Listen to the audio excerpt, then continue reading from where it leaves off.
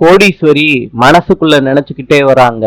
என் பொண்ணு கல்யாணத்தை நிப்பாட்டுறதுக்கு யாரு வேலை பார்த்ததுன்னு சீக்கிரத்திலேயே கண்டுபிடிக்கிறேன்னு மனசுக்குள்ள நினைச்சுக்கிட்டே சித்ராதேவி முன்னாடி வந்துட்டு போறாங்க கோடீஸ்வரி. சூர்யா சொல்றாரு எல்லாரும் முன்னாடியும், இவ்வளவு பெரிய விஷயத்த சங்கீதா தனியா பண்ணிருக்க வாய்ப்பே இல்லைன்னு சொல்றாரு. கோடீஸ்வரி சொல்றாங்க, சரி மாப்ள, சங்கீதா நம்பரை வச்சு அவ யாரு கூட பேசியிருக்கான்னு மொத்த லிஸ்டையும் எடுத்துடலாம்ல மாப்ள.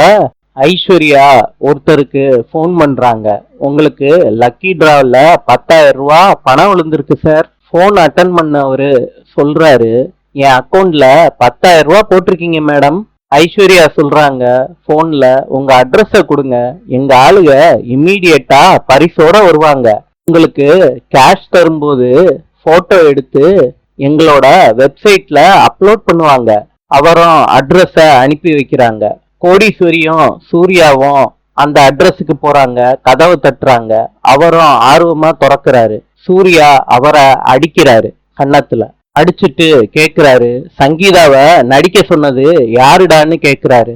அவரும் இத கேட்ட உடனே ஓட ஆரம்பிக்கிறாரு. சூர்யா கிட்ட இருந்து தப்பிச்சு ஓடிக்கிட்டு இருக்கப்ப ஆட்டோல ஏறுறதுக்கு முயற்சி பண்றாரு. ஆட்டோல இருந்த கோடீஸ்வரி மண்ணை அள்ளி அவரு கண்ணுல போட்டுறாங்க. அவரையும் கூட்டிட்டு வந்துடுறாங்க.